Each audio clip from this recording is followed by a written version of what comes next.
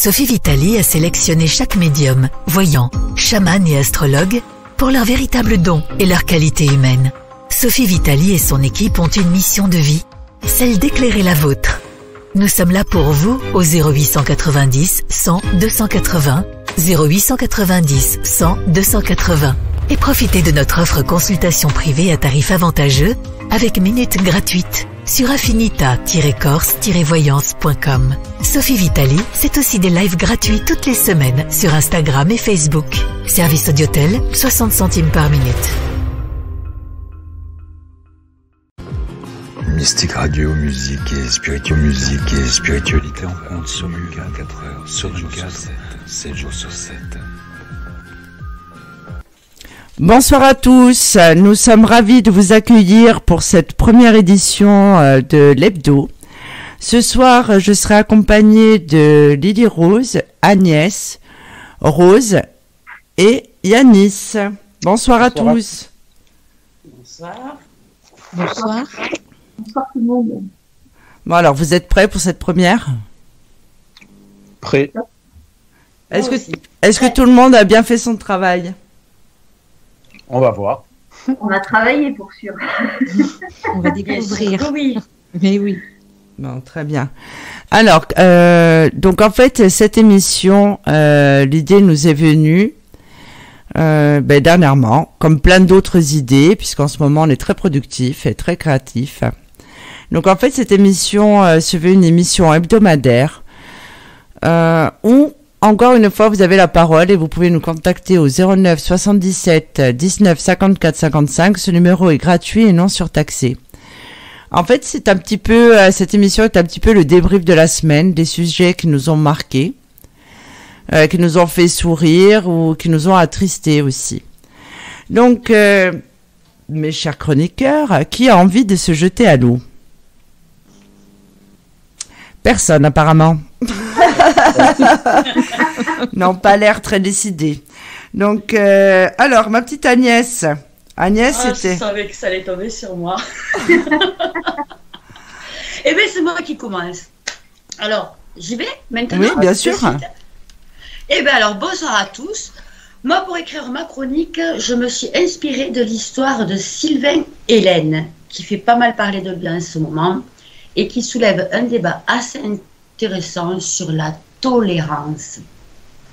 Alors, qui est Sylvain Hélène, que l'on surnomme Friki Houdi? C'est avant tout un professeur qui enseigne depuis une douzaine d'années. Il gère les remplacements de la maternelle jusqu'au collège ou dans des classes SECPA dédiées aux enfants en difficulté. Mais c'est surtout quelqu'un qui aime énormément son métier et qui est au demeurant très apprécié pour ses qualités humaines et pédagogiques. Mais qui a aussi cette particularité d'être l'homme le plus tatoué de France. Il a déjà à son actif pas moins de 460 heures de séances visant à décorer l'intégralité de son corps jusqu'au blanc des yeux. Il ne compte pas s'arrêter en si bon chemin, puisque son désir, son rêve, c'est de finir entièrement noirci. Alors, est-ce que c'est justement ce manque d'expression dans son regard qui lui amène autant de contrariété sur son expression artistique corporelle? Moi, ça, je ne sais pas. Sophie, je ne sais pas ce que tu en penses. Toujours est-il qu'il a attiré surtout la colère des parents, qui, eux, par contre, préfèrent accumuler les plaintes sous le prétexte qu'il ferait peur aux enfants et qu'il n'a rien à faire dans l'éducation nationale. Sylvain, lui, il a déjà été mis à l'écart pendant 7 semaines en 2019, suite aux déclarations d'un petit garçon qui a prétendu quand même avoir fait des cauchemars après l'avoir croisé dans le couloir de l'école. Aujourd'hui, face à l'opinion publique, il se défend en précisant que ce ne sont pas les parents de ses propres élèves qui posent problème, eux d'ailleurs l'apprécient plutôt bien, mais ceux des autres classes qui se plaignent et que rien ne l'interdit légalement de disposer de son corps comme il l'entend. Même s'il avoue avoir quelquefois pensé être un peu égoïste dans sa démarche de transformation. Il a quand même accepté, sans faire de vagues, sans rien dire, la décision de l'inspection académique, qui l'empêche d'intervenir auprès des jeunes enfants, donc des maternelles, parce que c'est, dit-il, finalement un âge qui ne l'intéresse pas si tant que ça. Ce n'est pas pour autant que ça calme les esprits. Sylvain continue, lui, d'exercer auprès des 7-11 ans et les avis se divisent de plus en plus sur son droit d'exercer tout court. On se retrouve donc, malgré qu'aucune loi n'interdit le tatouage dans le milieu professionnel, mais que des textes obligent une tenue correcte et adaptée entre ceux qui prônent la liberté d'usage de son corps et ceux qui appellent à la neutralité dans certains corps de métier.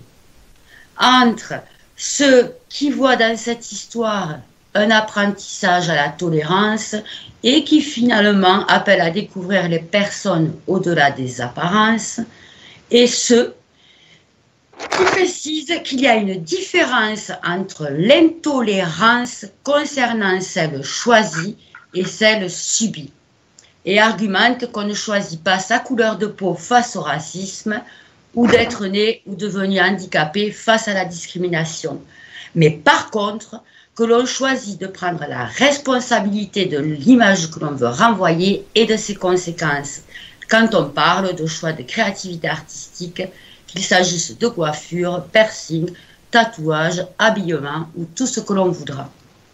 Et puis entre finalement ceux qui défendent la propriété corporelle et ceux qui défendent la propriété émotionnelle. Ceux du centre, eux, sont bien incapables de choisir un camp et balancent entre les deux.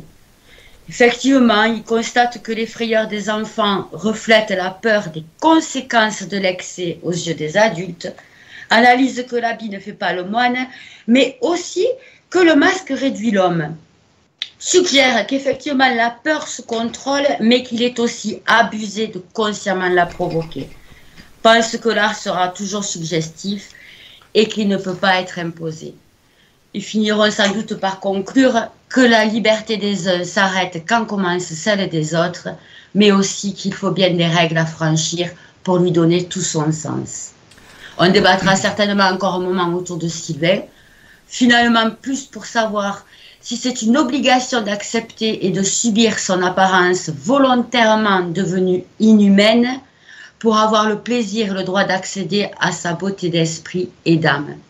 Moi, personnellement, j'espère simplement qu'elle ne devienne pas aussi noire que son corps et que seule la lumière et l'envie d'enseigner la paix et la tolérance résistent à son changement.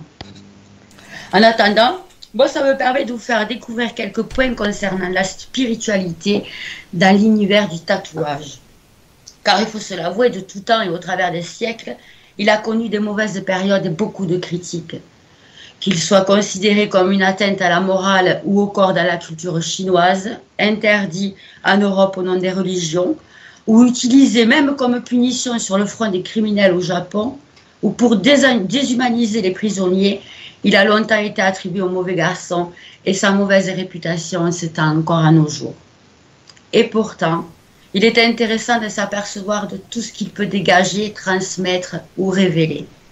On appréciera alors l'art celtique qui le travaille avec beaucoup de motifs en spirale et de nœuds complexes qui représentent les natures entrelacées des mondes physiques et spirituels, l'immortalité de l'amour et de la foi. Et on apprendra que c'est ainsi que sont nés le célèbre arbre de vie et les symboles des croix celtiques.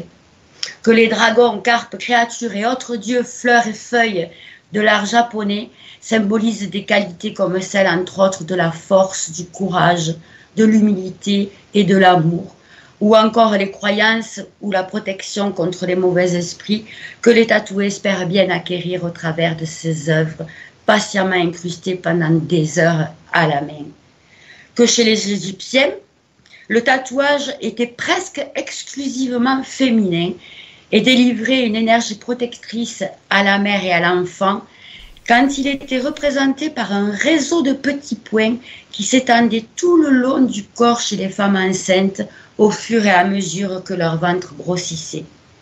Qu'en Angleterre, c'est la royauté qui l'a popularisé quand en 1862, le prince de Galles s'est fait tatouer une sainte croix sur la main lors d'un voyage à Jérusalem. et que c'est Otzi, l'homme de glace retrouvé en 1991, qui aurait vécu entre 3400 et 3100 avant Jésus-Christ, qui est le plus vieux tatoué recensé, avec 61 traits parallèles sur différents endroits de son corps, pour, d'après un grand nombre d'experts, soulager la douleur due à une dégénérescence osseuse, de la même manière que l'acupuncture. Mais le tatouage, pratique ancestrale polynésienne, pourrait remonter encore plus loin, à moins 1300 avant Jésus-Christ, et était d'ailleurs appelé autrefois Tato. On retiendra tout ça, qu'il a su aussi apporter du bien. Et j'ai une pensée toute particulière pour ces femmes qui aujourd'hui peuvent redessiner ce que la maladie leur a volé dans leur féminité. Pour ces personnes qui peuvent faire renaître de leurs cicatrices l'illustration de leur victoire sur les accidents et autres opérations qui ont marqué leur corps. Finalement, qu'on en veuille un ou pas, que l'on soit pour ou contre, le tatouage nous oblige à constater qu'il peut être aussi une source de lumière et surtout qu'il n'a pas fini de faire couler beaucoup d'encre. Si ma chronique vous donne envie de vous précipiter sur le tatoueur, comme l'a déjà fait un Français sur 4, je préfère vous prévenir que d'après les sondages, les mains sont l'endroit le plus douloureux. Mais prenez le temps de bien réfléchir au dessin, mes chers auditeurs, sans quoi seul le laser serait la meilleure arme pour effacer toutes vos bêtises. Alors, mais en revenant à cet instituteur, Agnès, oui. Il est vraiment couvert des pieds à la tête de tatouages. Il est couvert des pieds à la tête, en passant même par les parties génitales, et ce qui pour moi est un peu dérangeant jusqu'aux yeux. Et il s'est fait tatouer. C'est de devenir tout noir. Donc, il d'accord. procède par couche, donc, tu vois. Oui, d'accord, mais je veux dire, cet homme-là, il est instituteur, il savait très bien que ça allait poser un problème. Oui. Eh bien, il le dit, hein, il dit que c'est vrai qu'il des fois... Donc, il a fait un choix. Égoïste. Malgré tout. Pour moi, cet homme-là a quand même fait un choix. Oui, pour moi aussi, il a fait ce choix de transformation. Il savait très bien qu'il aurait des problèmes. Le débat, est-ce que sa place est au sein de l'éducation nationale? Parce que c'est quand même une apparence qui est subie par les enfants. Hein. C'est vraiment ça qui a mis le feu aux poudres. Hein. D'autant qu'il travaille pour les tout petits, pour les maternelles. Ah oui. Ah oui, quand même. Oui, il a été mis de côté à ce niveau-là. Donc maintenant, il prend des enfants plus vieux, mais qui ont quand même 7 ans. Vous voyez le problème? Oui, tout à fait. Donc en maternelle, c'était pour moi un peu poussé que d'avoir cet homme qui a quand même une apparence noire. C'est pas quelqu'un qui est tatoué avec des fleurs et autres, il est vraiment noir. C'est des tatouages, c'est-à-dire c'est quel type de tatouage?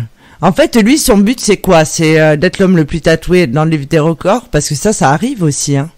Il y avait une femme comme ça, la femme chat, j'avais vu, qui était couverte de tatouages et qui n'en finissait pas. Dans l'absolu, lui, il veut être vraiment entièrement noir. Il veut être noirci des pieds à la tête, mais tout noir. C'est incroyable. Tout noir. Mais il a commencé avec quelques petites fresques. Hein. Et petit à petit, il rajoute, il recouvre, et sa volonté, mais c'est de finir tout noirci. Après, personnellement, je n'ai pas d'enfant, donc c'est vrai que c'est un peu difficile de juger, de donner un avis, mais je me positionne à la place d'un parent. Je pense que j'aurais beaucoup de difficultés à accepter sans pour autant être peu tolérant, parce qu'il fait ce qu'il veut, et s'il a envie d'exprimer un art, une envie, quoi que ce soit à travers le tatouage, pourquoi pas. Mais je pense que ça me plairait assez peu que mon enfant soit confronté à l'image d'un instituteur, en l'occurrence, qui est recouvert de tatouages de la tête aux pieds, notamment au niveau des yeux, car c'est, pour avoir déjà vu ça en vrai dans la rue, hein, c'est quand même très impressionnant. Et j'aurais peur, je pense, que ça donne, entre guillemets, de mauvaises idées ou une mauvaise image, une image du tatouage un peu banalisée aux jeunes enfants, et qui par la suite peut-être prennent en exemple cet instituteur qu'il a eu par le passé afin de le suivre. Alors si c'est un choix personnel, pourquoi pas, hein. Après ça relève du libre arbitre. Mais je pense quand même que ça doit désociabiliser d'être autant tatoué, et je suis assez peu étonné qu'il y ait eu cette polémique personnellement. Et moi, à la place d'un parent que je ne suis pas encore une fois, je pense que ça ne me plairait pas beaucoup non plus. sans pour autant être intolérant, hein, parce qu'après, en soi, le monsieur, il fait ce qu'il veut, hein, ça ne me dérange pas. Mais par rapport aux enfants, je pense que j'aurais un peu de mal à l'accepter. Écoute Yanis, moi je suis assez d'accord avec toi, ce monsieur fait ce qu'il veut, mais après, ce qui est le plus dérangeant, c'est le très très jeune public. En maternelle, il y a quand même cette aura de douceur et de maîtresse avec les cheveux blonds, enfin, il y a tout un imaginaire encore poupon, hein, c'est des petits enfants. Hein. Un monsieur comme ça, moi qui ai des enfants, effectivement, je pense que je n'aurais pas très apprécié par rapport à mes filles. Cependant, il dit bien et il a quand même le soutien des parents des enfants qu'il a dans sa classe. Parce qu'il est en remplacement, hein, il n'est pas là toute l'année. D'accord. Et il a témoigné que il avait fait un remplacement sur 6 mois. À la fin de l'année, il avait été énormément gâté par les parents et autres. Donc, quand on le connaît, tout va bien. Mais quand même, moi je suis d'accord avec toi, Yanis. Je viens de regarder sa photo. Je vais. Pardon. Mais l'image que on voit, moi je trouve ça un peu effrayant pour être tout à fait franc, tous ces tatouages. Après, j'imagine que l'homme en lui-même est quelqu'un de très bien. Mais l'image que ça renvoie, personnellement, me froisse. Et si j'avais des enfants, je suis pas sûr que j'aurais envie de leur imposer ça à travers le système scolaire. Alors, moi je viens de voir sa photo. Il est effrayant cet homme. On dirait un film d'horreur. Oui. Je suis désolée si ce monsieur nous entend. Mais oui, c'est l'image qui est représentée dans les films d'horreur. Ses yeux tout noirs. Je comprends les parents. Je comprends que les enfants aient pu faire des cauchemars quand même. Si ça te dit un tatouage, moi je pense que ça y est. Je me pose une question. Qu'est-ce que cet homme a voulu faire passer comme message personnellement, surtout au sein de l'enfance, de la petite enfance, parce qu'au départ c'est quand même des petits enfants. Ces enfants sont naturellement dans une pleine joie de vivre, etc. Et ça m'interpelle en tant que maman et grand-mère. Quel est son message personnel en fin de compte? Par rapport au tatouage? Par rapport au tatouage, par rapport à ses yeux aussi, vu que les yeux sont quand même le symbole de l'âme. Pourquoi il y a bien il est bien. Non. Non, il a simplement eu envie d'être comme ça, lui, personnellement. Excuse-moi, Yanis, de t'avoir coupé, mais non, c'est son choix personnel. Lui, il veut devenir noir. Et il le dit, hein, il a été un petit peu égoïste, mais voilà, il faut l'accepter, le tolérer comme ça. Concernant les enfants, il dit bien que effectivement, ils peuvent avoir un mouvement de recul, mais qu'après, ils s'entendent très bien tous ensemble et qu'ils n'ont pas peur.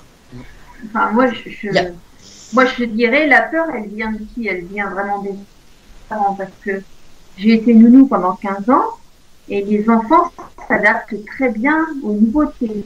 Moi, je pense que la peur vient plus des parents que des enfants. À mon avis, c'est les parents qui transmettent la peur aux enfants. Oui, et cette histoire avec cet homme, on peut la comparer avec Michael Jackson. Alors, autant Sylvain il veut devenir noir, autant Michael Jackson avec tout ce qui s'est transformé. Ah bah, si. Ben, Michael Jackson, c'est un personnage public, c'est un chanteur, on aime ou on n'aime pas, on suit ou on ne suit pas. Oui, mais lui, il est quand même professeur dans l'éducation nationale. Les enfants étant obligés d'aller à l'école, ils sont obligés de se retrouver face à lui. C'est là où est la différence. Il serait dans le secteur privé où il ferait des cours particuliers, on est libre de l'engager ou pas. Là, il y a quand même une obligation à être confronté à lui qui, moi personnellement, me dérange. Comparé à Michael Jackson, si tu n'as pas envie de le voir, tu ne le vois pas. Si tu n'as pas envie de l'écouter, tu ne l'écoutes pas. Si tu n'as pas envie de regarder ses photos, tu ne regardes pas ses photos. Il y a quand même dans la transformation de la personne, il y a quand même un parallèle. Je peux le dire. Après, les enfants qui ont vraiment eu peur, je voudrais savoir si c'est une peur transmise par les parents ou transmise par eux-mêmes. Quand même, il doit y avoir une première peur visuelle parce qu'effectivement, il est un peu noir. Hein, encore une fois, c'est pas quelqu'un qui est gai, qui a des tatouages lumineux.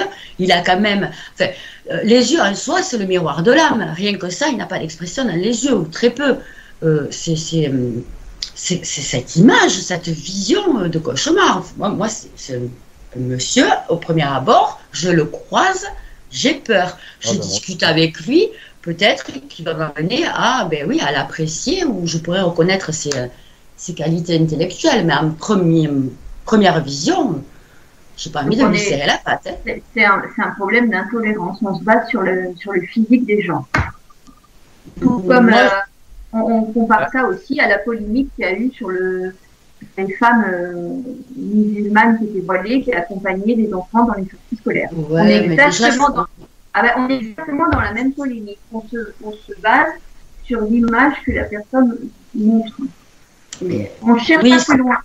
Non, c'est pas la question. Lui, il a quand même une image assez noire. Une femme qui a un voile parce qu'elle est musulmane, elle fait pas peur. Elle ne fait pas peur. C'est sa religion. C'est peut-être sa religion qui va faire peur à des gens intolérants derrière, mais visuellement, en premier lieu, elle ne va pas faire peur. Elle a un simple voile. Pourquoi il est comme ça? Parce que les gens ont peur pour moi, hein, c'est mon humble avis, mais les gens ont peur de ce qu'il y a derrière. On est dans une société où on ne tolère pas les gens qui ne sont pas dans la norme que la société a décrite. Moi, je pense qu'il y a Moi, Yanis, qu'est-ce que tu en penses? Moi, je pense qu'il y a un degré. Il y a quand même la dimension de l'école publique. Il y a quand même ça aussi qui vient un peu gâter le jeu. C'est vrai que on peut se tutoyer, je pense, Agnès. Il y avait une dimension d'école publique, comme je disais, et de neutralité par rapport à des postes qui sont quand même des postes clés pour l'éducation des jeunes enfants, qui seront les adultes de demain. Hein, donc là, on n'invente rien. Et c'est vrai que moi, ce qui m'inquiète un petit peu de la vision que peuvent avoir les enfants, même s'ils s'adaptent, ça je suis d'accord, je pense qu'au bout de quelques jours, les gamins, ça y est, c'est réglé, si l'institut est gentil, il n'y a pas de problème. Bon, ils sont certainement moins intolérants que les adultes, ça c'est factuel, je pense. Mais ils vont certainement banaliser aussi l'art corporel. Et la banalisation de l'art corporel, on est quand même dans une société où c'est un effet de mode, le tatouage. Hein. De plus en plus de jeunes sont très très tatoués. Et que vont faire ces jeunes peut-être dans un âge plus avancé, quand ils vont se poser la question de savoir s'ils ont fait les bons choix étant plus jeunes. Et comme le disait Agnès, ça ne s'enlève qu'à travers le laser. Et là, dès l'enfance, la petite enfance, parce que pour moi, encore une fois, je ne suis pas parent, hein, donc je n'ai pas de recul par rapport à la croissance d'un enfant et au niveau de son développement psychologique. Mais même à 7 ans, on est quand même très très jeune. Et l'enfant va être confronté à une image qui risque de banaliser et par la suite de se dire je vais me tatouer, tatati, tatata, j'avais un prof à l'époque, nanani, nanana. Et moi, je trouve ça un peu violent d'imposer cette image à des enfants, même à 7 ans, sans être intolérant. Hein. J'ai une amie qui est tatoueuse à Toulouse, en revenant dans le métro, un jour on en a discuté, elle trouve ça mais magnifique, elle trouve ça vraiment très beau le tatouage dans les yeux. Moi j'ai dit c'est juste pas possible, ça fait des yeux démoniaques, elle me dit mais non, et ça lui plaît, et elle voudrait le faire, je lui dis Alexis surtout ne fais pas ça quoi, elle est magnifique, en plus de ça je fais pas ça. Mais elle m'a dit non, je pense pas que je franchirai le pas, mais peut-être qu'un jour elle le fera et je l'accepterai parce que c'est une amie. Néanmoins c'est vrai que c'est quelque chose que je trouve très effrayant.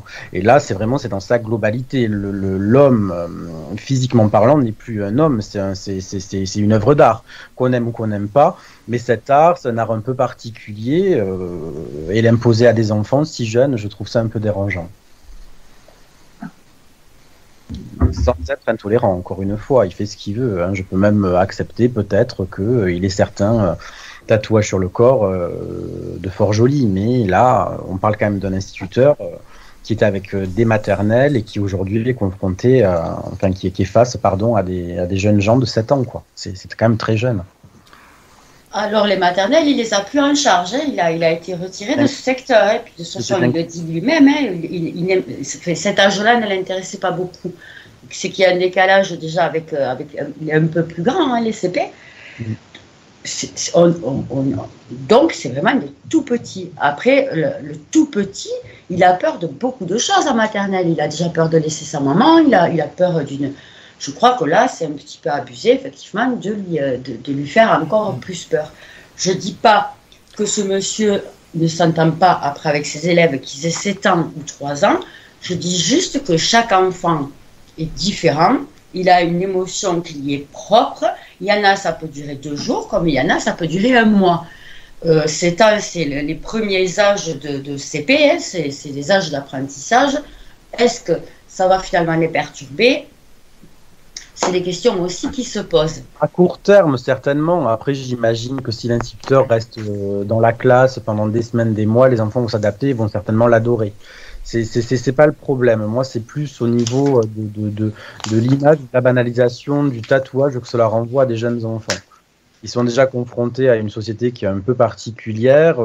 Se tatouer le corps dans son intégralité, on aime ou on n'aime pas, c'est un autre débat, mais c'est quand même assez particulier comme démarche. J'aimerais savoir, par exemple, qu'est-ce qui l'a poussé à se dépersonnaliser à ce point pour être une personne. Bah oui, parce que là, tout le monde se posait la question. Je veux dire, il a quand même un but. Quand on travaille avec les enfants, ou si, comme s'il avait été, par exemple, policier, qu'il avait fait ça, il sait très bien qu'il va perdre son boulot. C'est ça. Donc, et c'est comme si moi-même. Non, mais n'importe quel être humain. Ce qui est dommage, c'est qu'il y a des polémiques pour des hommes comme des filles qui sont tatoués mais qui font très bien leur travail. Et alors qu'il y a des instituteurs qui sont malveillants envers les enfants, qui les frappent, il y a eu des problèmes de pédophilie. Et eux, ils restent dans l'éducation nationale, on les change de région en région et ils continuent de faire le mal. À mon avis, un pédophile fait beaucoup plus de mal qu'un homme tatoué. C'est certain. Mais on est dans une société de l'image et malheureusement, cette image n'est pas forcément acceptée, en tout cas quand ça touche des franges de la population qui sont aussi jeunes et l'éducation nationale est quand même sanctuarisée en France. Donc c'est vrai que un institut qui arrive tatoué de la tête aux pieds, les yeux qui puisaient, j'ai presque envie de dire ça fait désordre. Alors que c'est peut-être celui qui fait le mieux son travail. Voilà. Mais c'est l'image qu'il renvoie qui colle pas avec sa mission professionnelle. Et personnellement, je le dis encore, et encore une fois, je persiste et je signe, je ne suis pas intolérant du tout, en tout cas pas sur ce genre de cas. C'est quand même très particulier, et l'image que ça rend. Moi, ça me dérangerait, personnellement, j'aurais des enfants à l'école avec un institut, voilà. J'aurais peur que ça crée quelque chose sur le plan psychologique au niveau de mon enfant, et qui banalise consciemment ou inconsciemment, plutôt inconsciemment à cet âge-là, le tatouage qui n'est quand même pas rien, quoi. Hein. Il serait maquillé de la tête aux pieds, ça me plairait pas beaucoup plus dans ce cadre-là, encore une fois, mais le maquillage, un coup de démaquillant, il y en a plus, quoi. Là, le tatouage, le gamin, si après à l'adolescence, il commence à se faire des trucs, oui, mais papa, rappelle-toi, à l'époque, l'institut et compagnie, non, ça me plairait pas. Non, mais il n'y a pas besoin d'avoir un institut pour que les ados veuillent des tatouages, hein. Et là, par contre, c'est quand même un monsieur qui va être au contact de l'enfant pendant toute une journée, pendant des semaines, voire une année. Et ça donne un exemple à suivre ou à ne pas suivre. Ça relève d'un choix personnel. Mais là, on parle d'enfant. Il serait au lycée ou à la fac, ça me gênerait moins. Et là, tu as raison, Yanis. Pardon ? Tu as raison. Il se serait plus âgé. On parle vraiment de jeunes enfants. Et ce serait un prof à la fac, au lycée, pourquoi pas. Encore que le lycée, c'est une période un peu particulière pour les ados. Mais à la fac, pourquoi pas. Mais là, on parle quand même de classe maternelle et de cours préparatoires, quoi. Ils sont quand même très jeunes. Moi, je suis d'accord avec ça, Yanis. Je pense qu'on en a discuté, on en a débattu même dans ma famille, hein, parce que c'est quand même un sujet où effectivement, on est tolérant parce qu'il faut l'être aussi, hein, on peut pas, mais il y a quand même des limites, voilà. Et moi, je crois que la limite d'âge, pour moi, dans ma vérité à moi, c'est vrai que ça serait plutôt le lycée ou la fac, où on a quand même une autre mentalité, une autre maturité. Oui, puis le professeur, au sens large du terme, c'est pas n'importe qui pour l'enfant, c'est quand même quelqu'un à qui il peut s'identifier. Oui, donc voilà, donc évidemment le gamin de 6 ans va pas demander à être tatoué, enfin j'imagine, et encore que il peut soumettre l'idée et le parent va le recadrer, mais inconsciemment le travail est fait. Après le tatouage, c'est pas tant le problème, c'est la transformation qui est. Il y a tatouage et tatouage. Là, on est quand même sur du tatouage à l'excès, quoi. Alors après, on aime ou on n'aime pas. Moi, je peux dire pourquoi pas. Ce serait mon boulanger, ça me ferait bizarre, mais après, si le pain est bon, c'est le boulanger. Mon boulanger est tatoué, mais il fait un pain super. Mais là, il est quand même au contact d'enfants que je n'ai pas. Non, ça me poserait vraiment problème dans ma démarche éducative. Et puis, tu aurais le choix de changer de boulangerie si tu n'étais pas content. Là, c'est différent. Tu es obligé quand même d'amener... Tout à fait. Non, je comprends les parents. Hein. les parents, apparemment, les parents des élèves sont plutôt ambiancés à l'idée d'avoir un professeur tout tatoué. J'ai envie de dire pourquoi pas. Moi, personnellement, je ferais certainement partie de ceux qui, bon, monsieur, je suis désolé, je vous aime beaucoup, vous êtes très bon dans votre profession et dans ce que vous véhiculez comme idée et comme instruction à mon enfant, mais le tatouage, ça passe pas. J'ai pas envie que mon enfant soit confronté à cet excès d'art corporel. En tout cas, dans le cadre de son apprentissage, parce qu'après, l'enfant est panier, il voit bien dans la rue des gens tatoués, souvent beaucoup. Et là, on parle quand même de quelqu'un qui va s'occuper de mon gamin, que, encore une fois, que je n'ai pas, bon, je vais me répéter, vous avez compris, de 8h le matin à 16h le soir pendant des semaines, voire une année complète. C'est pas quelqu'un qui va croiser dans sa vie, c'est quelqu'un qui va faire partie de sa vie sur une période donnée. Et le tatouage à l'excès, oui, non, me dérangerait, je pense. C'est ça, c'est l'excès de tatouage et puis c'est l'excès de noir aussi, parce que ce monsieur-là est effrayant. Il n'a pas une image. Alors, est-ce qu'à l'inverse, on peut être tatoué en étant. C'est gentil, mais l'image, moi, enfin, je le trouve diabolique, quoi, personnellement. Voilà, c'est ça, tu as trouvé le mot que je ne voulais pas citer, mais c'est vrai, on dirait. Mais oui, est-ce qu'il est marié, cet homme? Eh bien, écoute, je ne me suis pas renseignée là-dessus. Je ne sais pas s'il est marié. Mais c'est fou qu'il n'y a personne qui l'a freiné, en fait, dans son élan, même pas son tatoueur. Je veux dire, il a encaissé, le tatoueur. Enfin, après, peut-être qu'il va nous entendre, je ne sais pas, mais... La tatoueur, encore une fois, moi, je prends un exemple, mon ami qui tatoue et qui adore ça. Il y a quelqu'un qui vient, elle est fière de ce travail. Alors, le tatoueur généralement va dire, est-ce que vous êtes sûr, nanana. Mais lui, il a certainement un but bien particulier, artistique, en tout cas supposé. Et du coup, il se tatoue de la tête aux pieds. Mais que grand bien lui fasse, c'est pas le problème. Hein, c'est pas le fond du sujet, c'est pas le fond du problème, pardon. Mais c'est ce qui m'interpelle. Excuse-moi Yanis. Ce qui m'interpelle, c'est tous ces tatouages et justement au niveau de l'éducation nationale, qui est quand même un endroit de référence pour les enfants. C'est quand même un lieu où nos enfants sont constamment en contact de leur instituteur. Qu'ils se tatouent, ça me dérange pas, c'est pas dérangeant. C'est que je trouve que c'est à l'excès. Et qu'il n'y a plus la beauté à ce moment-là du tatouage en lui-même. C'est ma perception, hein, attention. Voilà, pas de son point de vue, lui doit se trouver magnifique. Hein. Tout à fait. Mais en même temps, nous sommes les garants de nos enfants et de nos petits-enfants. Et au-delà de la perception, ça me choque au niveau de l'éducation nationale. Moi aussi. Ça me choque beaucoup. Parce qu'on a fait un tas de scandales pour des choses plus petites, et pour tout ce qui était plus grand, qui demandait des actions, des sanctions, il n'y a pas eu d'effet. Et là, je sais pas, ça me choque. Je ne trouve pas de cohérence, parce que si encore il pouvait exprimer son message au-delà du noir, du sombre, soit, ça me gêne, ça me gêne beaucoup. Le problème qu'il y a, c'est qu'encore une fois, je prends un exemple, mon ami, il n'y a pas forcément de message, hein. C'est de l'art de leur point de vue. Alors lui, peut-être un message particulier, mais c'est souvent ni plus ni moins que des goûts esthétiques. Hein. Donc lui, il doit se trouver beau comme ça. Donc certainement qu'il réprime ce qu'il est réellement, enfin, en tout cas au niveau de son image, à travers le tatouage, et ça lui convient très bien, et ça le rend certainement très heureux, et tant mieux. Ça, à la limite, pourquoi pas. Par contre, c'est le contact qu'il a avec les enfants, dans le cadre de l'éducation nationale, qui, de mon point de vue, est vraiment dérangeant. Est-ce qu'il a voulu se personnifier ainsi dans cette couleur sombre pour démontrer que le noir ne faisait pas peur? Est-ce qu'il y a aussi de ça, peut-être? Moi, je ne pense pas. Non. Par contre, on a, si vous le permettez, alors on a, pardon, excusez-moi, je vous interromps 2 secondes. On a Joe qui nous dit bonjour. On a Mathilde qui dit, c'est pas tant les tatouages qui me choquent. Moi, ce qui me choque le plus, c'est les yeux. Et c'est vrai que même pour les collègues, ça doit pas être facile devant la machine à café. Hein.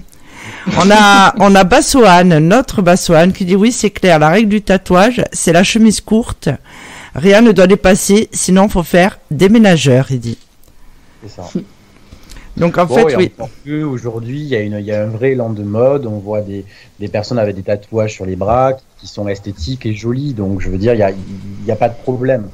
Mais c'est vrai que là, enfin, je veux dire, il s'est créé une nouvelle carapace. Je veux dire, ce n'est pas, c'est presque plus humain, j'ai envie de dire. Il se déshumanise totalement. Il se déshumanise, c'est ça. Déshumanisant. Donc mais pour finir. Dans le cadre éducatif, encore une fois, parce que s'il a envie de faire ça chez lui et qu'il est déménageur ou boulanger ou peintre, ce qu'il a envie, pourquoi pas? Mais là, quand même, il est au contact de jeunes enfants. Je trouve pas étonnant qu'on en parle, que ça fasse scandale et qu'il ait été reclassé, voire peut-être à terme, tout simplement pas embauché pour faire son métier. Ça ne me choque pas. Je suis navré pour lui, mais c'est vrai que ça ne me choque pas. Et personnellement, si j'avais des enfants, j'aurais pas du tout envie que l'instituteur soit tatoué de la tête aux pieds. Ça véhiculerait des valeurs que je n'ai pas. Et le soir, j'imagine qu'après, faut débriefer et ça peut donner des mauvaises idées au futur adolescent que sera l'enfant qui est confronté à l'heure actuelle à cette peinture sur pâte, j'ai envie de dire. Pardon, hein, c'est pas péjoratif et pas méchant. Hein. On a Mathilde qui nous dit que les tatouages sont beaux, ce sont des fleurs.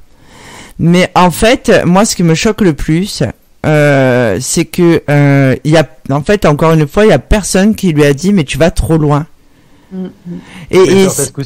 Oui, peut-être qu'on lui a dit, mais c'est tout simplement que lui il est allé au bout de son rêve ou de sa démarche. Mais de toute façon, là, il a été mis à pied, cet homme. Non, pas du tout. Non, il n'a pas le droit du tout. Non, pas du tout. Excuse-moi, Sophie. Il n'a pas le droit d'exercer auprès des maternelles. Mais il est quand même en remplacement sur les 7-11 ans. Hein. Mais il n'est pas mis à pied. Non, c'est pour ça finalement que la rumeur gronde, puisque les gens essayent de trancher de plus en plus pour ou contre. Mais il n'est pas mis à pied. Après, lui, dans son langage, il n'incite pas les autres à le faire. Hein. On est bien d'accord, hein. C'est pas un message pour suivre le mouvement. Hein. Et il dit même, ne faites pas pareil, parce qu'on ne pourra plus l'enlever, hein, tout simplement. Alors, donc, quelle crédibilité à cet homme qui dit ne faites pas pareil, pardon. Eh bien oui. C'est quand même un peu particulier. C'est comme faire une mauvaise action et regarder son petit, lui dire mais surtout fais pas comme papa ou comme l'instit, quoi. Voilà, non, c'est pas crédible. Moi, je trouve qu'il y a un problème d'image. Par rapport à ce public-là qui est quand même fragile, je pense pas que cet homme ait sa place avec un si jeune public. Donc voilà. C'est pas le premier à faire ça. Oh pardon, excuse-moi Sophie. Non mais je voulais juste toucher un mot sur un autre que j'avais vu. Lui, par contre, il voulait devenir un reptilien. Vois-tu, donc il s'était fait dans le même genre. Mais il travaillait pas. Donc là, c'est toute la différence. Il vient dans sa maison et puis tout va bien. Mais là, il est avec des enfants, quoi. Et il avait conscience qu'il ne pourrait pas travailler non plus n'importe où. On est bien d'accord. Donc, je pense qu'on ne peut pas trancher. On est pour, on est contre, mais il y aura toujours quelque chose qui dit, oui, finalement, soyons un peu tolérants, mais... Moi, donc voilà. À la place de ses parents, je serais confronté à un tel cas, je serais vraiment gêné dans ma démarche. Je ne saurais pas comment réagir et ça ne me plairait pas. Donc voilà, on va passer parce que le sujet a déjà été bien exposé. Bon, on lui souhaite quand même le meilleur à ce monsieur. Hein. On espère qu'il se dépatouillera. Hein. Je l'encourage à aller au bout de sa démarche. Mais en revanche, cette démarche, de mon point de vue, ne correspond pas au métier qui est le sien, quoi. Donc voilà. Donc on va passer à la chronique de ma fidèle Lily Rose. Alors, Lily Rose, vous voulez nous parler de l'Octobre Rose? Oui.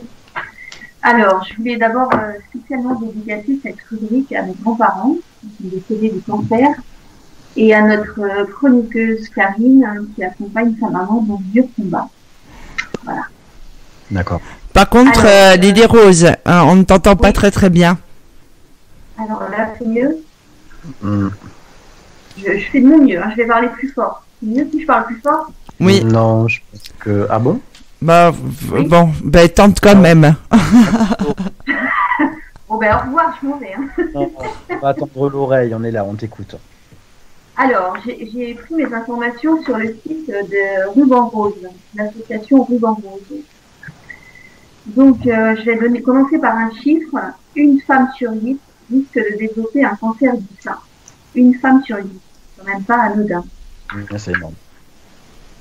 Alors, la campagne d'Octobre Rose est surtout dédiée aux femmes de plus de 50 ans. Je suis mélangée dans mes papiers, excusez-moi.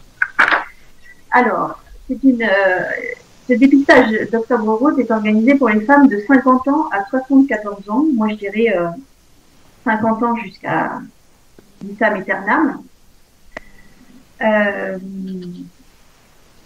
Donc, le principe de ce dépistage organisé en France, c'est d'aller dans des centres agréés. Donc, vous trouverez la liste de ces centres agréés dans le site Ruban Rose sur Internet. Et cet examen correspond à un examen clinique gynécologique, une mammographie gratuite avec 2 clichés par sein. Donc, c'est vrai que c'est un examen qui n'est pas très agréable parce qu'on vous met le sein dans un espèce d'étau, enfin, ça ressemble à un étau, et on compresse le sein. Donc, c'est douloureux, mais c'est quelques minutes. Par rapport à un cancer, on est torturé, enfin, les conséquences du cancer sont quand même beaucoup plus graves et pour beaucoup plus longtemps. Donc, 10 minutes de petite douleur, parce que ça vaut le coup quand même. Alors, si lors de ce dépistage, on trouve des examens, des clichés qui sont anormaux, ils vont recompléter tout de suite par d'autres examens pour voir si c'est une tumeur bénigne ou maligne. Alors, une tumeur bénigne, c'est un kyste, donc souvent, on ne touche pas parce que, voilà, on le surveille parce que ça peut se développer en cancer. Une tumeur maligne, c'est une tumeur cancéreuse.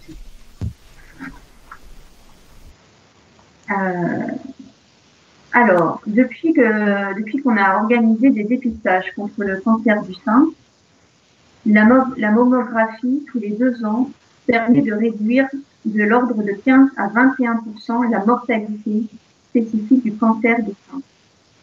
C'est quand même énorme. Alors, rappelons qu'en 2002, le CIRC avait estimé que la baisse de mortalité était de l'ordre de 35% pour les femmes participant régulièrement à ces programmes.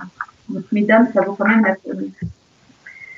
Je vais vous parler des symptômes pour diagnostiquer le cancer du sein. Donc, messieurs, vous serez à contribution.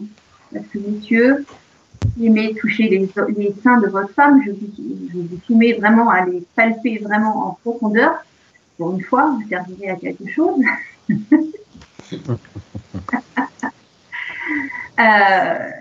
Pour détecter un cancer,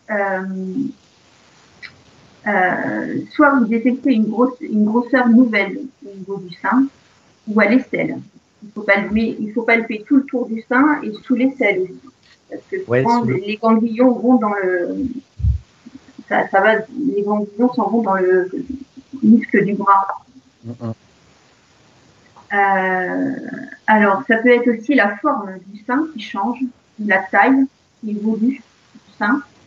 Ça peut être également un écoulement pas très joli du téton. Alors, non, il y a un écoulement par le mamelon, pardon. Ou alors, c'est un changement de la couleur de l'aspect de la peau. D'accord. Voilà. Ensuite, au niveau des traitements, il y a quand même des progrès par rapport à ces traitements. Donc, il y a 4 traitements. Enfin, il y en a 3 principaux. Le premier, c'est la chimiothérapie. Alors, ils ont réussi à modifier la chimiothérapie pour vraiment prendre des molécules spécifiques qui agissent beaucoup plus fortement sur le cancer du sein. Par contre, la chimiothérapie n'est pas forcément utilisée pour chaque cancer du sein. C'est certains qui sont plus spécifiques. Il y a aussi l'immunothérapie. L'immunothérapie, c'est un anticorps dirigé contre les cellules cancéreuses du sein. Il est actuellement en cours de développement. C'est une approche qui est efficace.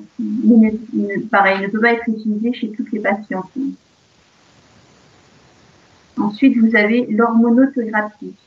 Et les nouvelles molécules devraient bientôt être disponibles. Alors, ils disent que c'est plus efficace que le tamoxifène. Enfin, je ne sais pas ce que c'est. Et il y a d'autres molécules hormonales aussi qui sont à l'étude et qui apportent de grands espoirs contre la prévention du cancer du sein. Il y a un autre traitement dont ils sont en train de regarder, c'est l'anticorps monoclonal. Alors, c'est un anticorps dirigé contre une protéine spécifique du cancer du sein. Donc, ce serait une approche peut-être moins destructrice que l'opération et ces choses-là. Voilà. Donc, il faut continuer à donner pour que la recherche puisse faire des recherches et trouver des traitements. Donc, au niveau de la prévention, moi, je vous dirais, mesdames, alors c'est vrai, on vous dit toujours, on n'a pas le temps d'aller chez le médecin, on n'a pas le temps de faire ci. Moi, je vous dirais quand même, allez consulter une fois par an votre gynécologue. Souvent, les gynécologues disent, oui, mais on a besoin d'un scotique une fois tous les 2 ans, mais allez-y entre les deux, parce que le gynécologue, il fait une consultation complète. Il va vous palper les seins, il pourra détecter s'il y a quelque chose. Parce que nous, les femmes, souvent, quand on prend notre douche, on se dépêche, parce qu'on a les enfants à s'occuper, parce qu'on va travailler, parce que ci, parce que ça, on a le ménage à faire, et on ne prend pas le temps de regarder notre corps. Donc, prenez vraiment le temps, une fois par an, s'il vous plaît, d'aller voir votre gynécologue. Ça va vous prendre 1 heure dans la nuit. C'est pas grand-chose. Si ça peut vous éviter 1 an de traitement, de vous faire enlever un sein et d'avoir les conséquences de la reconstruction mammaire, qui est vraiment une épreuve très, très difficile. Franchement, ça vaut la peine. Voilà. Moi, je voudrais revenir, si c'est possible, sur les traitements dont tu parlais. Et j'ai été étonné, alors je n'ai jamais été confronté à une telle pathologie, ni même dans ma famille. La radiothérapie n'est pas un traitement utile. D'accord. Ouais. Et la radiothérapie aussi, ok, d'accord. Quand la chimiothérapie n'est pas conseillée pour une sorte de tumeur, effectivement, il y a la radiothérapie. D'accord. Là, c'est une société, effectivement, cette maladie. Et beaucoup de femmes, effectivement. Et d'aller aussi chez le gynécologue. Alors ça m'a touchée personnellement. De faire un contrôle tous les 2 ans m'a évité d'avoir un cancer du col de l'utérus. Sachant qu'un cancer du col de l'utérus, on vous enlève, on vous fait une stérectomie directe. Donc, dès votre plus jeune âge, s'il vous plaît, même les adolescents, c'est bien, à partir du moment où elles ont leurs règles, emmenez-les tous les ans chez le gynécologue pour qu'elles puissent faire un frottis ou un simple contrôle. C'est pas agréable d'avoir un spéculum dans le vagin, mais c'est rien. Disons que la prévention est de mise par rapport à toutes ces maladies qui... Il n'y a pas assez de prévention. Je me rends pas compte. Mais non. Ouais. Alors, pour ceux qui vont me dire, j'avais juste autre chose à rajouter, parce qu'il y a des personnes qui vont me dire, ah oui, mais moi, j'ai pas de complémentaire, donc je peux pas aller me payer un gynécologue. Alors, il faut savoir qu'en France, toutes ces personnes salariées, maintenant, ont une mutuelle d'entreprise. Donc, les rendez-vous chez les gynécologues sont forcément remboursés par cette mutuelle.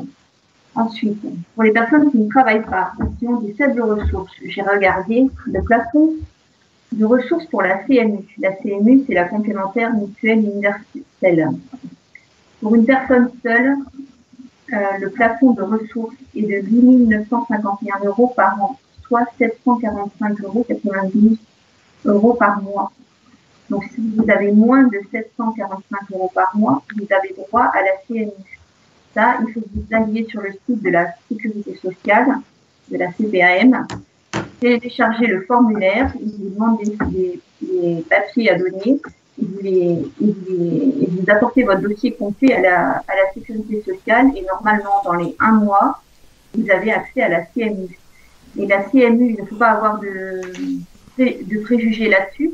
Vous pouvez aller voir n'importe quel médecin. Ça n'est pas la CMU, c'est pas réservé pour les médecins bas de gamme. Vous pouvez aller autant dans le privé que dans le public. Si vous tombez sur un médecin qui a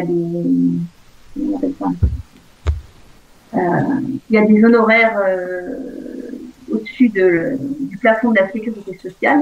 Il ne vous les facturera pas avec la CMU. Il est obligé de vous prendre, que ce soit pour le dentiste, l'ophtalmo ou pour tout le monde. Même s'il est non conventionné. Oui, tout à fait. Il est obligé de vous facturer le tarif de la sécurité sociale en vigueur.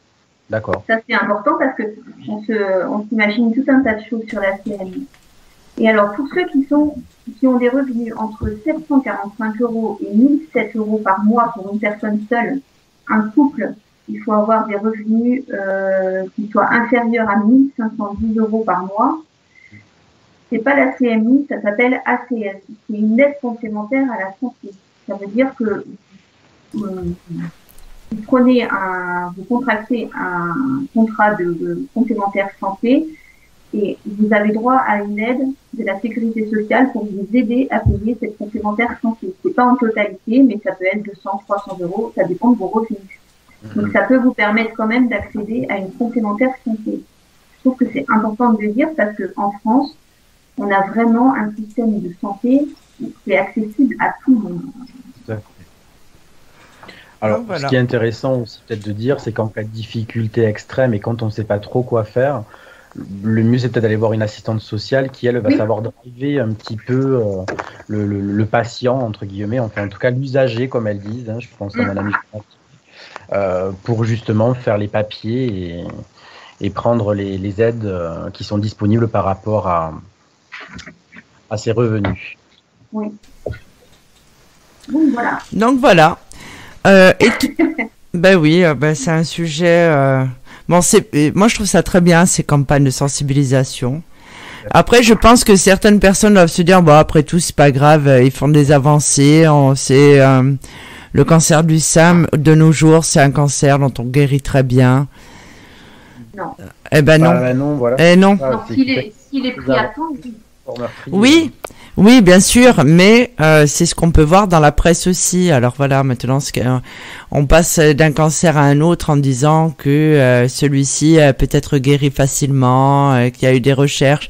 Et après, à chaque fois, il y a toujours un relâchement de la population. C'est-à-dire qu'on se dit, bon, pas très grave. C'est pas grave si je vais pas à ce rendez-vous, j'ai autre chose à faire. Et en fait, non, il faut y aller, tout simplement. Là encore, c'est banalisé, surtout par le jeune public. Il y a plein de maladies qui sont encore incurables. Je pense par exemple au VIH. La plupart des jeunes aujourd'hui, pour eux, c'est une maladie lambda et ils ne se rendent pas compte des enjeux, par exemple, que cela peut avoir sur une vie entière si on la contracte. Beaucoup de jeunes banalisent toutes sortes de maladies par manque de sensibilisation qui pourrait être mise en place justement pour les responsabiliser par rapport à toutes ces maladies qui sont toujours là et qui certes se soignent mieux, se tolèrent mieux, mais qui sont malheureusement toujours incurables. Ah oui, parce que les traitements apportent des inconvénients. Hein. Les effets secondaires sont souvent énormes. Donc voilà. Alors, nous allons passer à la chronique de Rose. Toi, Rose, tu avais envie de nous parler de quoi ce soir? J'ai eu envie de vous parler des 3 lunes qui ont lieu ce mois-ci, sur ce mois d'octobre 2020.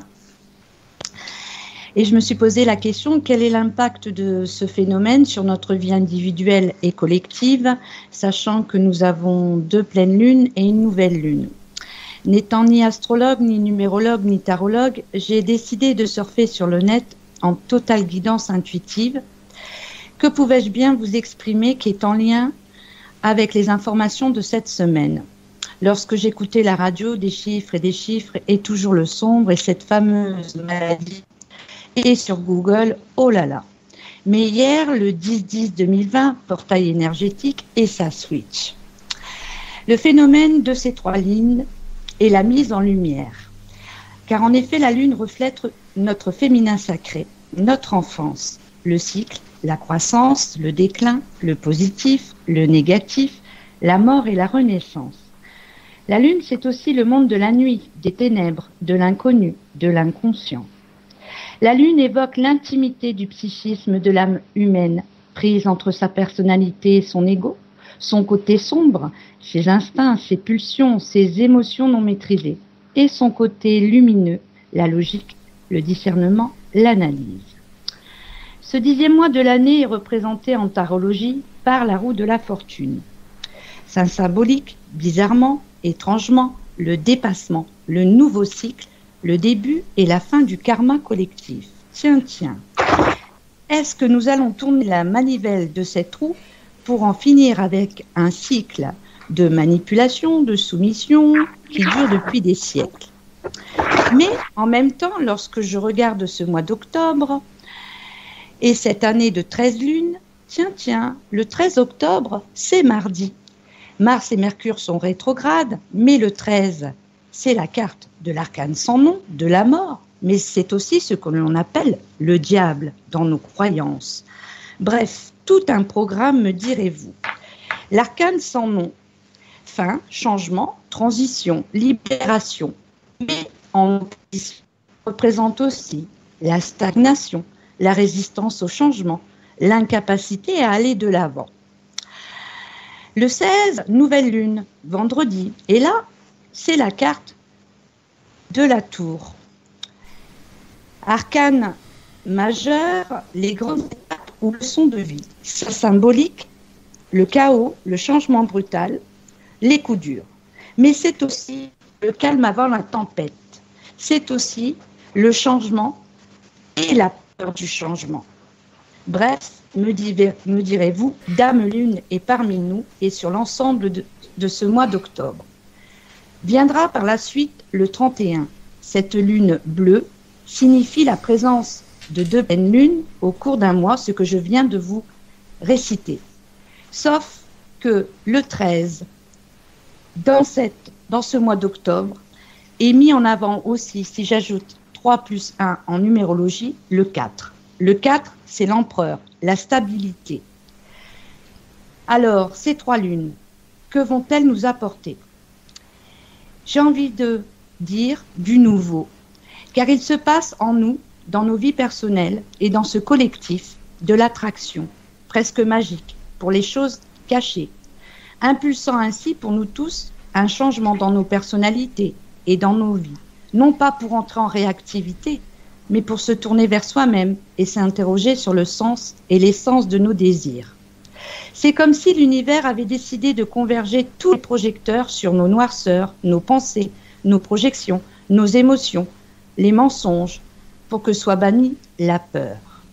Brest, vaste programme, me direz-vous, et pourtant, tout est en transformation. Et même si tout paraît bien sombre, une certitude, la lumière est à l'œuvre. Ne serait-ce que par tous ces projets collectifs et humains, tournés vers un seul et même objectif, celui du bien-être de chaque homme, chaque femme, chaque enfant sur Terre. Il n'y a pas de hasard si vous êtes en train de nous écouter. Le concept de Sophie Vitali, sa radio mystique, radio, au-delà de l'aspect spirituel, fait partie intégrante de cette nouvelle humanité. Nous avons aussi l'association bonsens.org qui a vu jour le 3 octobre 2020, qui a pour vocation de faire face aux défis sanitaires et écologiques maintenant et pour les générations futures. Sa vocation fédérée, ses statuts, des devoirs et non des droits. Comme vous le voyez, tout est en création, tout est en mouvement, tout est en œuvre. Et même si nous n'avons pas tous les mêmes perceptions, alors accrochons-nous tous ensemble, car Dame Lune nous emmener pour un grand et nouveau voyage, celui de l'unité, celui de l'universalité, et ce n'est que le début. Ah ben, c'est un beau programme. Oui. Ben oui. Faisons nos valises. Préparons nos valises. Oui. On part dans la fusée astrale. Oui. Oui, on le sent. C'est ce que j'explique beaucoup aux consultants. Qu'en fait, les énergies et certaines personnes non initiées ne le vivent pas forcément très bien, et les personnes initiées se sentent très fatiguées en ce moment. C'est épuisant. Ceci dit, Rose, tu parlais du 13 octobre, c'est la date de ton premier live voyance gratuit sur Mystique Radio. Rose répondra à vos questions mardi soir de 21h à 22h. Comme ça, voilà, vous pourrez tester Rose pour ceux qui la connaissent pas, puisque Rose c'est la dernière, la petite dernière de l'équipe, hein, en fait. Hein. Tu es la dernière arrivée, oui. Donc voilà, écoute, ça donne envie quand même. Hein. Bon, moi j'ai hâte quand même qu'on soit l'année prochaine, hein, je vous cache pas. Moi aussi. déjà qu'on arrive au mois de novembre. Hein. Oui, bon, déjà, ce sera déjà ça fait. Ce sera déjà fait. Donc voilà, on va. C'est vrai que le. Oui. Pardon, Sophie. Excuse-moi. Non, vas-y. Tu sais comment je suis bavarde. Ben oui. Non, c'est vrai que ça impacte beaucoup. Les effets de la Lune se ressentent énormément sur le corps humain aussi, je trouve. Il y a. Au travers de la fatigue, au travers d'un tas d'émotions qu'on peut effectivement retrouver. Moi, je les retrouve dans mes consultations, toi aussi, mais même moi, physiquement, j'en pâtis pas mal, quoi. C'est à chaque changement de lune, nouvelle lune, pleine lune, ce que vous voudrez, ça commence 3 jours avant. Je sais pas si ça vous fait pareil à vous, ou s'il y a que moi qui suis bizarre dans cette équipe. Non, il agit 3 jours avant, 3 jours après. Ouais. Tu le sens toi aussi, Lily Rose? Oui.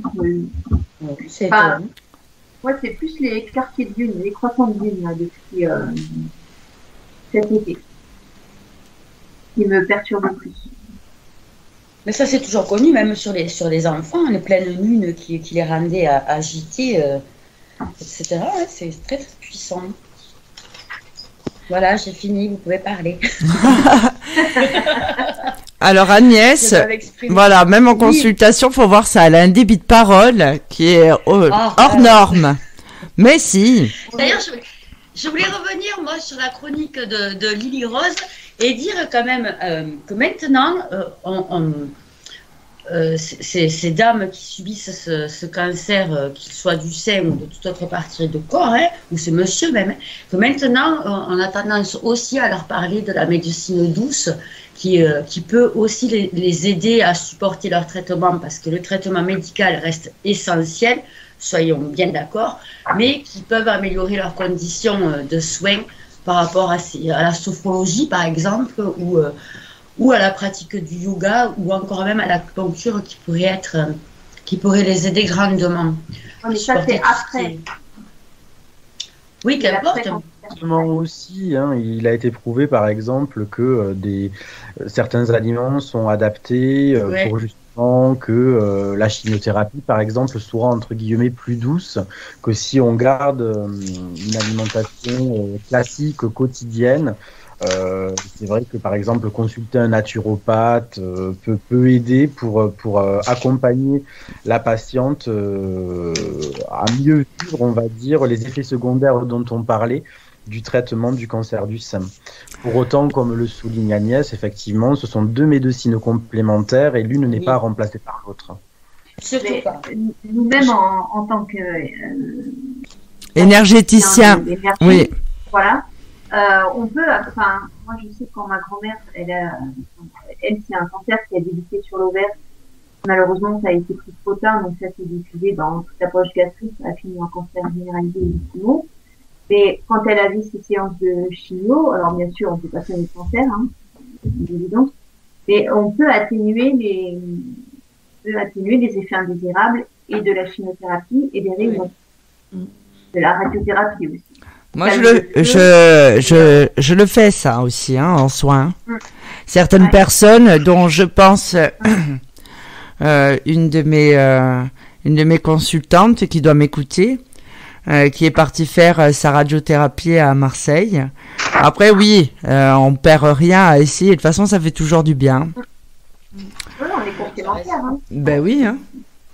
Oui. Il y a aussi à l'hôpital de la Timone, depuis 2005, l'hôpital de la Timone a ouvert une aile en lien avec toutes les thérapies alternatives, Reiki, sophrologie, etc. Donc, depuis 2005. Et donc, je trouve que c'est un concept au début qui a fait grincer beaucoup de dents, mais qui a maintenu son cap et qui qui apporte une cohérence entre le monde médical et les thérapies alternatives. Et je pense que c'est bien de passer l'information parce que ça peut toujours aider tout le temps. Voilà. Donc ça c'était la petite aparté. On va passer à la chronique de Yanis. Ok. Bah écoutez, moi je voudrais revenir sur la tempête Alex. Donc pour rappeler les faits, c'est une tempête qui a pris formation le 30 septembre dernier pour se dissiper le 3 octobre. Donc c'est un cyclone qui a sillonné l'Europe pendant 5 jours et qui a été particulièrement dévastateur en France. Donc l'Hexagone a payé un lourd tribut avec pas moins de 7 décès, un minimum de 9 personnes disparues. Il y a eu une centaine de maisons qui ont été endommagées, voire détruites dans leur intégralité. Il y a également des ponts, des routes qui ont également été emportées pour un total estimé à 1,5 milliard d'euros de dégâts. C'est énorme.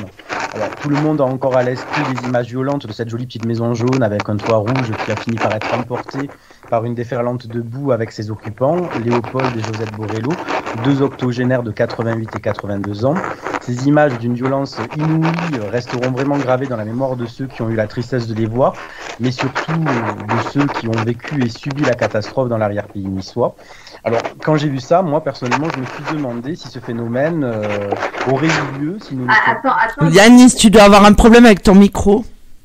Il y a des interférences, c'est impossible. Vous m'entendez ? Il y avait du vacarme ? Oui. Ouais, comme si tu remets des pages ou je sais pas. Oui, alors c'est peut-être parce que effectivement j'avais mes quelques notes qui étaient posées sur mon clavier. Vous m'entendez mieux ainsi, j'imagine. Oui. D'accord. Je reprenne ou c'est bon ? Vaut mieux que tu reprennes, oui. C'était D'accord. la tempête dans ton micro. Donc comme je l'ai expliqué, moi je voudrais revenir sur la tempête Alex. Donc pour rappeler les faits, c'est une tempête qui a eu qui s'est formée le 30 septembre dernier pour se dissiper le 3 octobre. Donc c'est un cyclone qui a sillonné l'Europe pendant 5 jours, qui a été particulièrement dévastateur en France. Donc l'Hexagone a payé un lourd tribut avec pas moins de 7 décès, un minimum de 9 personnes disparues, une centaine de maisons endommagées, voire complètement détruites dans leur intégralité, des ponts, des routes qui ont également été emportées pour un total estimé de 1,5 milliard d'euros de dégâts.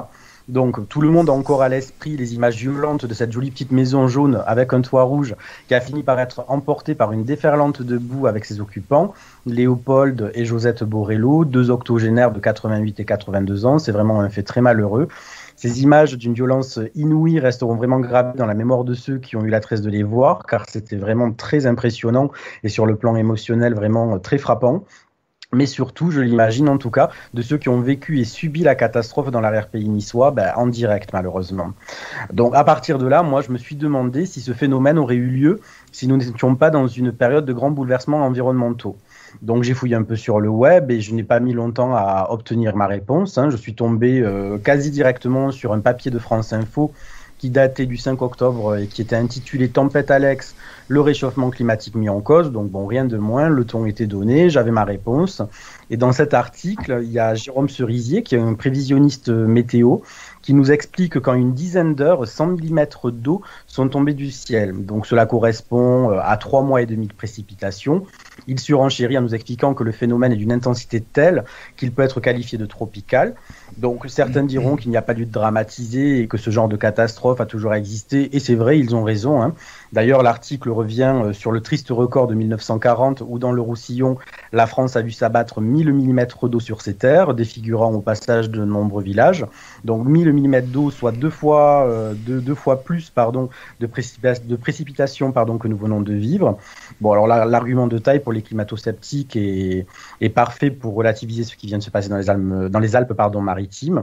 Pourtant, l'article précise aussi que ce genre d'intempéries était rare à l'époque et que depuis des années, elles se multiplient et sont de plus en plus violentes. Donc en quelques mots, il n'est plus question de donner l'évidence, c'est le réchauffement climatique qui entraîne donc le réchauffement de l'air qui a pour répercussion l'évaporation de l'eau en plus grande quantité qui provoque des orages de plus en plus violents.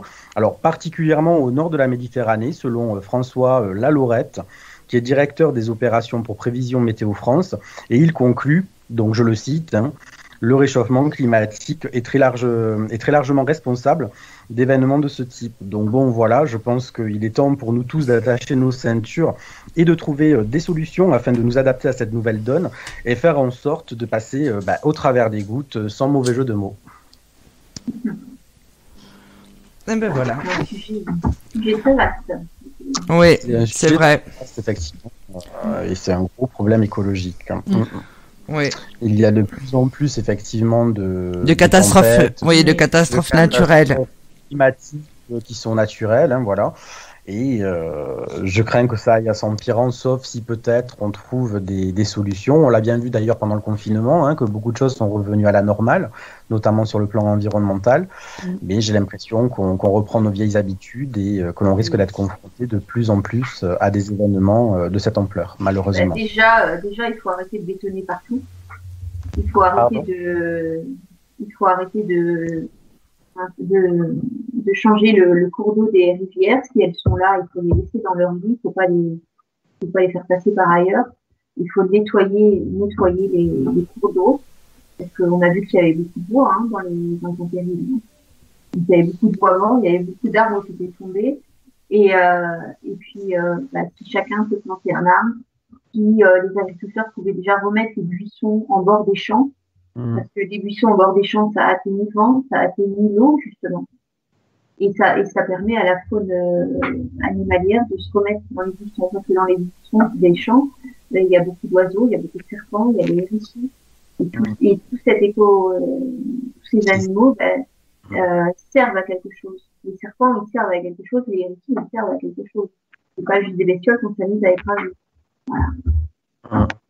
C'est aussi respecter l'environnement, c'est aussi des constructions au bon endroit. Et non pas toujours pour un profit matérialiste. C'est aussi veiller au niveau des pesticides.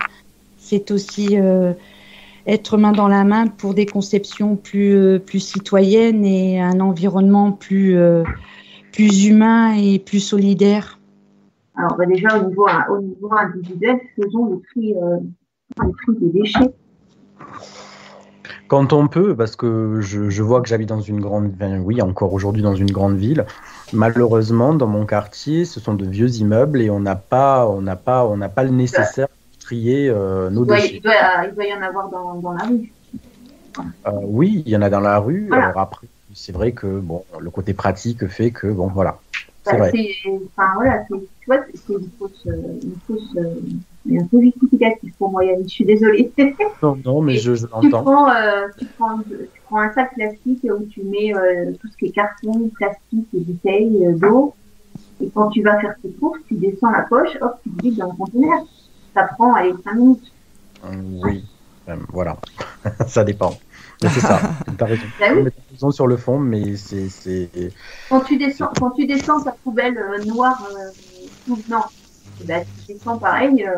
Je donne un exemple. Moi, par exemple, j'ai un détour de 500 mètres à faire pour trouver un récup vert et encore 500 mètres de plus pour trouver un récupérateur de papier.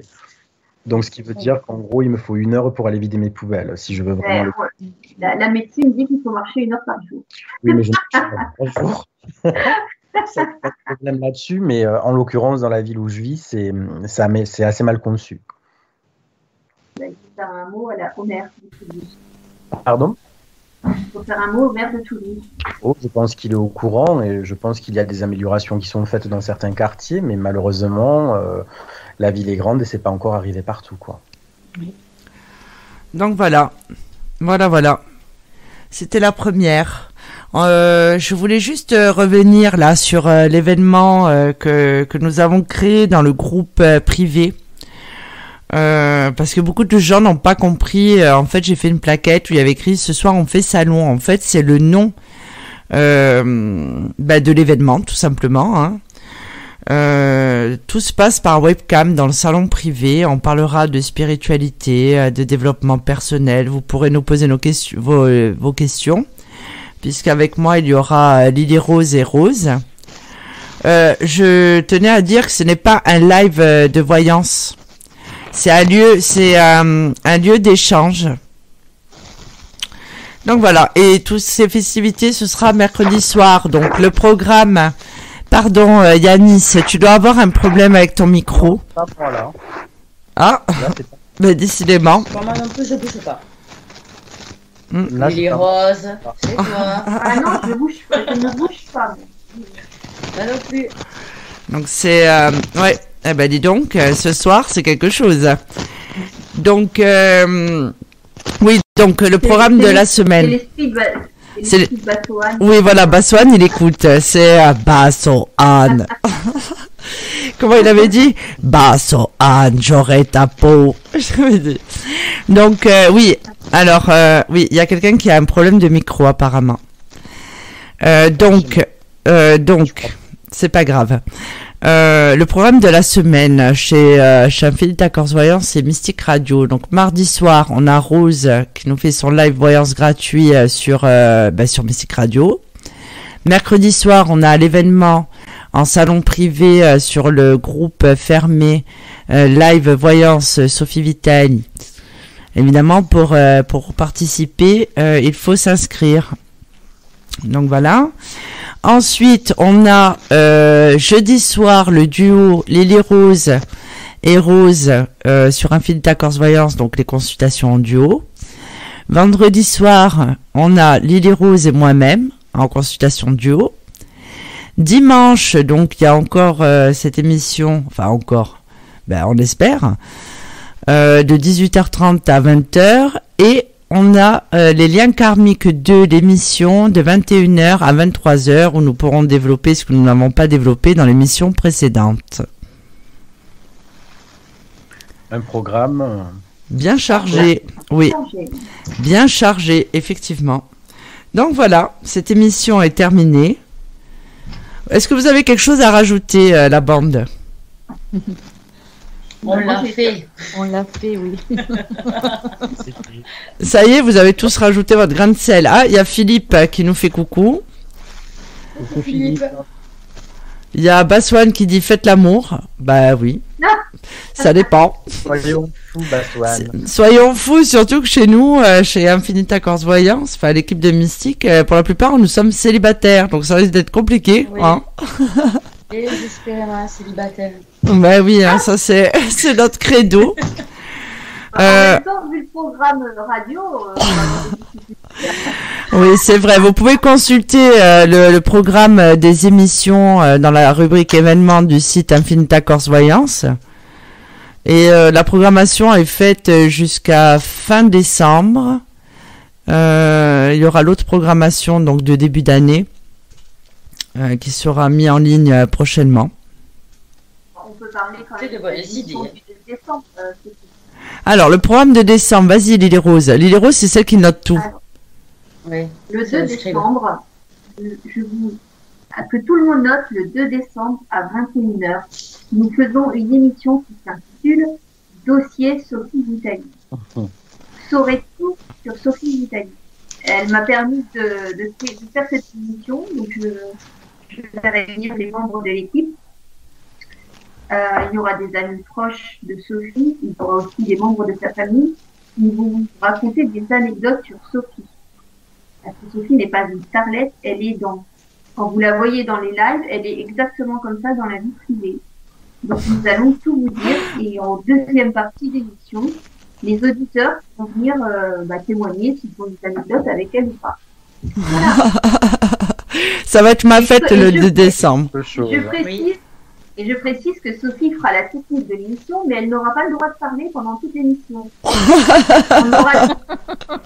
Et j'exige que nous, membres de l'équipe, nous la voyons sur Skype. Parce que on va pouvoir faire des sacrées captures d'écran. Ça, c'est drôle, oui. Oui, alors heureusement qu'il n'y a pas les images parce que pendant la dernière réunion, donc moi je fais souvent le pitre et il se trouve que Rose a fait une capture d'écran où en fait on dirait que j'ai été prise dans une tornade, que j'ai été mangée à moitié par un requin et que j'ai été télétransportée sur mon fauteuil de bureau avec les cheveux hirsutes. Donc, heureusement qu'il n'y a pas les images. Donc, ensuite, on a... qu'est-ce qu'on a en décembre comme émission, Lily Rouge? Je m'en souviens plus. Je sais que le 25 novembre, jour de la Sainte Catherine, on a les archétypes. Alors, la semaine prochaine, c'est les liens karmiques 2. Alors, à partir de le vendredi 30 octobre, nous avons les phénomènes paranormaux, partie 2, oui. Et à partir du mois de novembre, les émissions auront lieu le mercredi soir, au lieu du dimanche soir. D'accord. Donc, alors, encore une exception, le vendredi 6 novembre, c'est l'émission sur qu'est-ce que la guidance spirituelle. C'est Rose et Sophie qui font cette émission. Le mercredi 11, qu'est-ce que la médiumnité, partie 2. Ensuite, le mercredi 18, une émission Animalia. Animalia, c'est une émission qui parlera des liens d'exception avec les animaux. Le mercredi 25, c'est une émission sur les archétypes. Donc, c'est toute l'influence que les contes de fées peuvent avoir sur notre société et sur nos comportements individuels. D'accord. Ensuite, donc le mercredi 2, dossier Sophie Vitali, à ne pas manquer. Le mercredi 9 décembre, qu'est-ce que le soin énergétique? Le mercredi 16, les phénomènes paranormaux de l'année. Et le lundi 21, l'émission préférée de Sophie, les plus belles histoires de Noël. Alors c'est vrai que bon, cette émission, bon ben je suis pas spécialement emballée, je vous cache pas. C'est pas que j'aime pas Noël, voilà, je suis le Grinch moi un peu. Donc bon. D'ailleurs, pour cette émission, peut-être que je participe, je reparle, j'ai droit à la parole dans cette équipe. Voilà, j'ai mesuré, je ne parle pas beaucoup. Je ferai peut-être, je participerai probablement avec, et ma fille va m'aider. Ah. Pas beau ça? Ouais, c'est beau, ouais. Bah oui. Bon, merci pour votre émotion.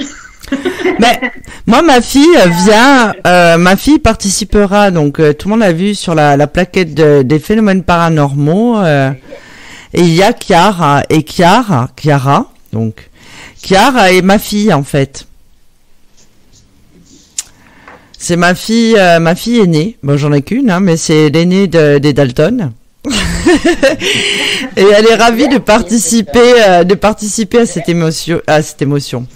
cette émission, puisqu'elle est elle-même médium. Bon, évidemment, elle ne fait pas comme sa mère, hein, mais elle l'assume complètement. Donc voilà. Et la dernière émission que nous avons programmée, c'est le samedi 2 janvier. Et donc là, ce sera le bêtisier de l'année. De toutes les bêtises que nous avons dit, Sophie va faire un mixage et nous diffusera en direct. Alors, inutile de vous dire que le mixage, j'en ai pour une semaine apparemment, parce que là, faut voir le débit. Hein. Donc, je vous dirai, comme dit Sophie, allez les gars, c'est-à-dire que je vous dis, elle enregistre tout. Oui. Donc voilà. Voilà. Donc, cette émission est terminée. Je vous remercie. Ben merci de nous avoir invités. Et puis c'est vrai que le concept est fort sympathique de débattre de l'actualité de la semaine. Je trouve ça chouette. Oui, c'est vrai. Ouais. J'ai apprécié être parmi vous. Ah ben merci Agnès. Je reviendrai taper à la porte. Moi qui ne veux jamais rien faire, Sophie, tu m'as mal. Où est-ce que je ne te suivrai pas, Sophie? Et je voulais faire un petit coucou à Émilie qui normalement aurait dû être avec nous ce soir, qui est un petit peu malade, ce soir. Et donc ça n'a pas été possible. Donc Émilie, si tu nous écoutes, on t'embrasse. Et tu seras là dimanche prochain. Ouais, et en plus elle va nous faire une super chronique. Ben oui, en plus, elle était toute ambiancée, la pauvre. Et ben c'est ça, c'est le trac. Donc voilà. Donc ben oui, je vous souhaite une bonne soirée et je vous dis à bientôt. À bientôt, belle soirée à vous. Bonne soirée. Au revoir tout le monde. Mystique Radio, musique et spiritualité en continu, 24 heures sur 24, 7 jours sur 7. Sophie Vitali a sélectionné chaque médium, voyant, chaman et astrologue pour leur véritable don et leur qualité humaine. Sophie Vitali et son équipe ont une mission de vie, celle d'éclairer la vôtre. Nous sommes là pour vous au 0890 100 280, 0890 100 280. et profitez de notre offre consultation privée à tarif avantageux avec minutes gratuites sur affinita-corse-voyance.com. Sophie Vitali, c'est aussi des lives gratuits toutes les semaines sur Instagram et Facebook. Service Audiotel, 60 centimes par minute.